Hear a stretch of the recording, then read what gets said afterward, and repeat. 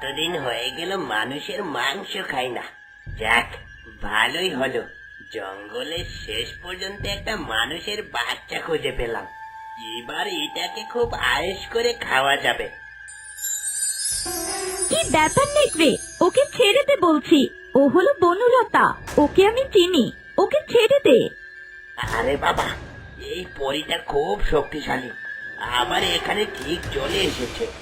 না না, ও আমার কোনো ক্ষতি করতে পারে। এভাবে হা করে দাঁড়িয়ে আছিস কেন? বললাম না এখান থেকে চলে যা। আমি এখান থেকে চলে যাচ্ছি। আর নাও, এই বাচ্চাটা আমি তোমার কাছে দিয়ে গেলাম। আরে বাহ, কি অপূর্ব দেখতে তুমি বনলতা। তোমার মা আমার খুব ভালো বন্ধু ছিল। মারা যাওয়ার পর এখন তোমাকে দেখাশোনা করার মতো পৃথিবীতে আর কেউ নেই। তোমাকে নিয়ে আমি কি যে করি বলো তো। এই রাজ্যে তো তোমার ঠাঁই হবে না, কারণ তুমি মানুষ। এর চেয়ে বরং আমি তোমাকে নদীতে ভাসিয়ে দেব। নিশ্চয়ই কোনো সুহৃদয় ব্যক্তি তোমাকে খুঁজে পাবে।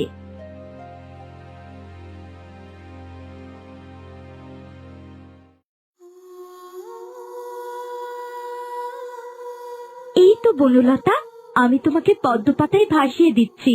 এই পাতায় ভাসতে ভাসতেই তুমি তোমার নতুন বাবা মাকে খুঁজে পাবে। আর তোমার হাতে আমি তোমার নাম লিখে দিয়েছি। এবার থেকে তোমাকে কেউ আর অন্য নামে ডাকবে না। তোমার নাম হলো বনলতা।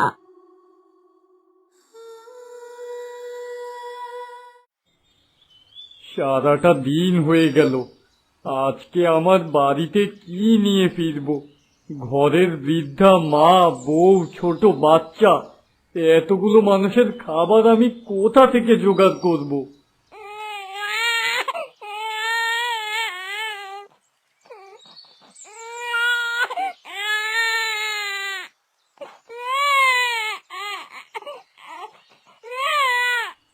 আরে, নদীর পাড় থেকে একটা শিশুর কান্নার আওয়াজ আসছে।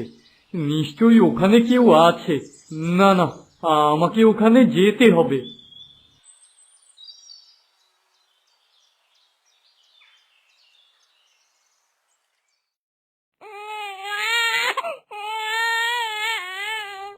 ওই তো, ওই তো একটা ছোট্ট বাচ্চা পদ্ম পাতায় ভেসে ভেসে নদীর পাড়ে এসে পৌঁছেছে। আহারে, কি মায়াবী মুখ! যাই, বাচ্চাটাকে আমি কোলে তুলে নেই। কিন্তু এই বাচ্চাটার বাবা মা কোথায়? তাদেরকে তো কোথাও দেখতে পাচ্ছি না।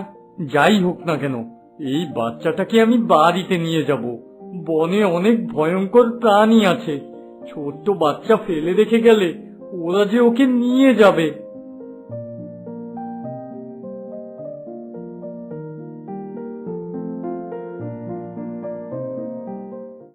সোহিনী, আমার লক্ষ্মী সোনা, আয় মা, তোর মাথায় চুল বেঁধে দেই।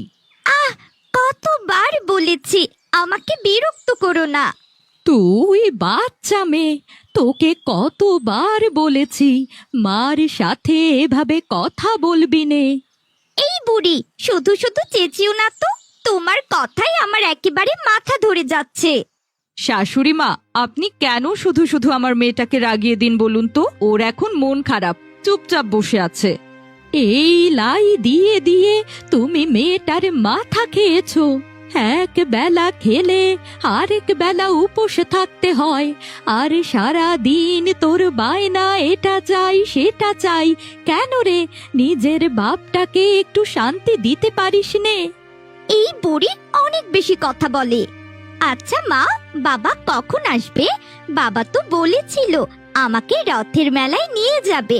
কই, এখনো তো এলো না। এক বেলা খেলে আর এক বেলা উপোস থাকতে হয়, আর সারা দিন তোর বায়না এটা চাই সেটা চাই। কেন রে, নিজের বাপটাকে একটু শান্তি দিতে পারিস না? আপনার তাতে কি হয়েছে? হ্যাঁ, আমার মেয়ে যত ইচ্ছা তত কেনাকাটা করবে। আমার 10টা নয়, 5টা নয়, একটা মাত্র মেয়ে। তোমার মেয়েকে মানিয়ে নিতে শেখাও। এমনও তো হতে পারে ওর একটা গরিব ঘরে বিয়ে হলো, তখন ওর চাহিদা ওর স্বামী পূরণ নাও করতে পারে। কখনোই না বুড়ি, আমি কোনো গরিব লোককে বিয়ে করব না। আমি বিয়ে করব এই রাজ্যের রাজকুমারকে। দেখলেন তো মা, আমার মেয়ের নজর কত উঁচু। দেখবেন সত্যি সত্যি একদিন রাজকুমারের সাথে ওর বিয়ে হবে। কমলা, ও কমলা, কোথায় গেলে? এই দেখো, আমি সাথে করে কাকে নিয়ে এসেছি। কি ব্যাপার, এটা কি? বাচ্চা আবার কোথায় পেলে? দেখে তো মনে হচ্ছে মানুষের বাচ্চা। তোমার কি খেয়ে দেয়ে কোনো কাজ নেই নাকি? এখন আবার এই মানুষের বাচ্চাটাকে বাড়িতে নিয়ে এসেছো? রাগ করো না গো বউ, আর বলো না। নদীর ধারে বাচ্চাটা অসহায়ভাবে পড়ে কাঁদছিল। আমি আমার নিজের চোখের পানি আর সামলাতে পারলাম না, তাই তো বাচ্চাটাকে বাড়িতে নিয়ে এলাম। এখন থেকে ও আমাদের ছোট মেয়ে। ছোট মেয়ে মানে? না না, এই বাড়িতে একটাই মেয়ে, আর এটা হলাম আমি। এই বাড়িতে ওকে কিছুতেই থাকতে দেব না। তোমরা চুপ করো। একটা ছোট্ট বাচ্চা মেয়েকে বাড়িতে নিয়ে এসেছে, তাতে এত কথা কিসের? দে দেখি, বাচ্চাটাকে আমার কোলে দে। কেউ না দেখলেও আমি ওকে লালন পালন করব। একবার যখন বাচ্চাটাকে এনেই ফেলেছো, ওকে তোমার মায়ের কাছে দাও। তোমার মা বাচ্চাটাকে মানুষ করুক। আর মনে রেখো, এই মেয়ে বাড়ির মেয়ে নয়, বরং কাজের মেয়ে হয়ে থাকবে।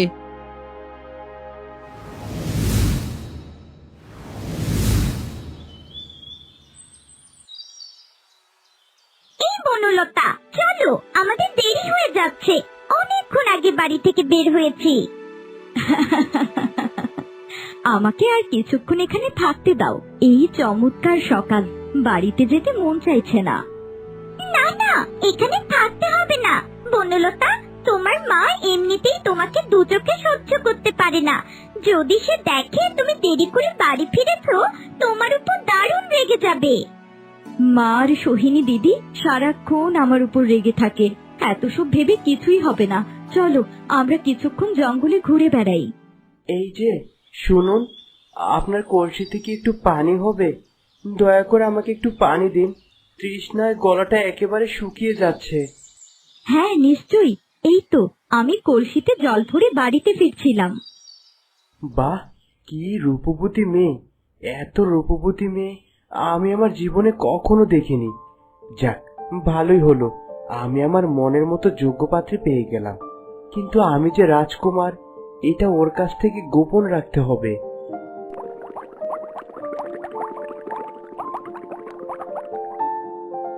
আচ্ছা, আপনি কে বলুন তো? এই রাজ্যে আপনাকে আগে কখনো দেখিনি। আমি একজন বণিক, জাহাজে করে ব্যবসা করতে যাচ্ছিলাম, আর আমার জাহাজ এখানেই ভিড়লো।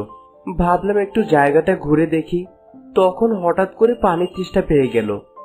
আপনার সাথে পরিচিত হয়ে খুব খুশি হলাম বণিক। এখন আমাকে বাড়ি ফিরতে হবে। আমার মা বাবা আমার জন্য দুশ্চিন্তা করছে। তোমাকে আমার খুব ভালো লেগেছে। দয়া করে যদি তোমার নামটা আমাকে বলতে। আমার নাম বনলতা। বনলতা, খুব সুন্দর নাম। বনলতা, তোমাকে প্রথম দেখাতে আমি খুব ভালোবেসে ফেলেছি। আমার বাবা মা অনেকদিন ধরে আমার জন্য পাত্রী খুঁজছে।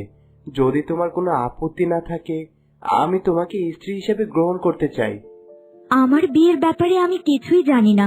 যা জিজ্ঞেস করার আমার বাবা মাকে জিজ্ঞাসা করুন। আমার বাড়ি কাছেই। এখন আমাকে বিদায় দিন। তুমি আমার মন কেড়ে নিয়েছো বনলতা।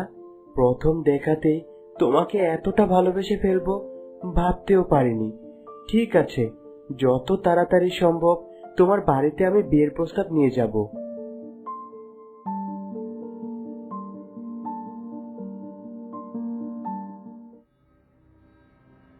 মা, এই দেখো, মহারানী এতক্ষণে পানি নিয়ে ফিরেছেন।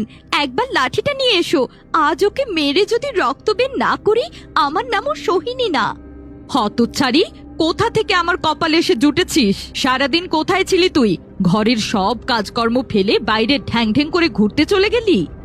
বিশ্বাস করো মা, আমি ইচ্ছে করে দেরি করিনি। আসলে নদীর ঘাটে আমার একজনের সাথে দেখা হয়ে গিয়েছিল। দেখলে মা, এই বয়সে কতটা লোভী হয়েছে।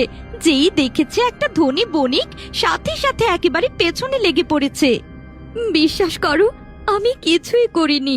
ওই বণিক নিজে থেকেই আমাকে বিয়ের কথা বলেছে।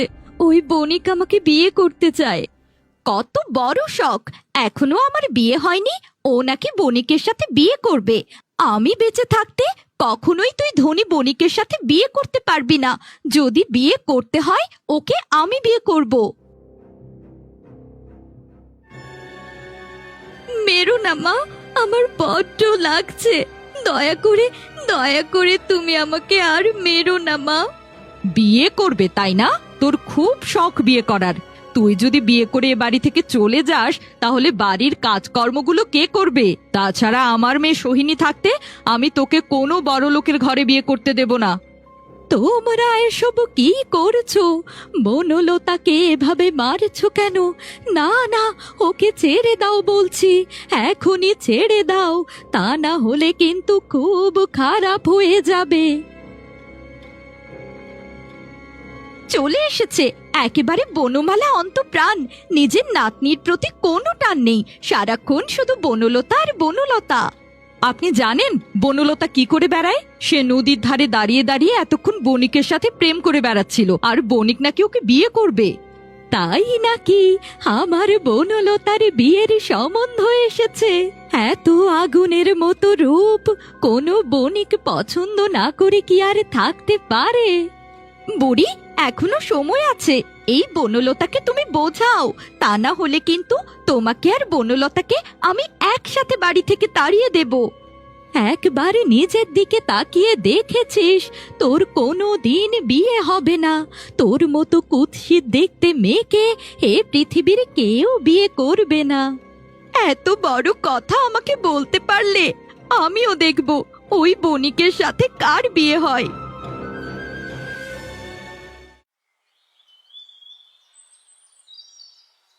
আজ আর কিছুতেই বাড়ি ফিরবো না।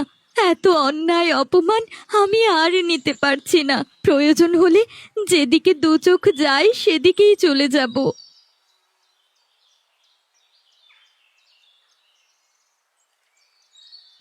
আরে বাহ, এই ফুল গাছটা দেখতে কতই না সুন্দর, একেবারে লাল টকটকে ফুল। যাই, ফুল আমি ছিঁড়ে নেই। দয়া করে আমাকে ছিঁড়ো না, আমার গায়ে হাত দিলে আমার তীব্র ব্যথা হয়। এবার বলো দেখি তোমার কি চাই, আমি তোমার একটা ইচ্ছে পূরণ করব। না না, আমি তোমার গায়ে হাত দেব না, ভয় পেও না। আর তোমাকে আমাকে কিছুই দিতে হবে না। তুমি চাইলে আমাকে ছিঁড়ে ফেলতে পারতে, যেহেতু তুমি আমার গায়ে হাত দাওনি, আর তাই আমি তোমাকে একটা উপহার দেব।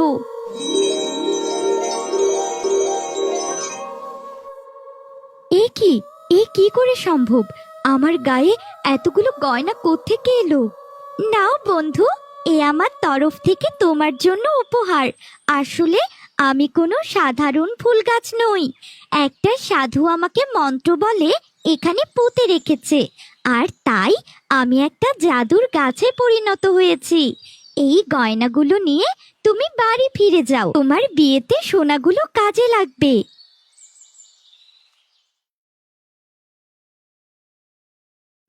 কি রে, কোথা থেকে ফিরছিস তুই? আর তোর গায়ে এতগুলো সোনার গয়না কোথা থেকে এলো? নিশ্চয়ই বিয়ের জন্য চুরি করে এনেছিস। ও মা, দেখে যাও তোমার বনলতা কি কাজ করেছে। এ কি, এতগুলো সোনার গয়না তুই কোথায় পেলি? ও মা, আমার উপর রাগ করো না। আমি জঙ্গলে যখন হেঁটে যাচ্ছিলাম তখন একটা জাদুর গাছ দেখলাম। সেই জাদুর গাছের একটা ফুল আমার সাথে কথা বলে উঠলো, আর গয়নাগুলো সে আমার বিয়ের জন্য উপহার দিয়েছে। দে, আমাকে সবগুলো গয়না দিয়ে দে, তা না হলে কিন্তু খুব খারাপ হয়ে যাবে। কত বড় সাহস! তুই আমার ফুল গাছের কাছ থেকে গয়না চেয়ে এনেছিস, আবার সেই গয়নাগুলো গায়ে জড়িয়ে রেখেছিস। তুই জানিস না আমার অনুমতি ছাড়া এই ফুল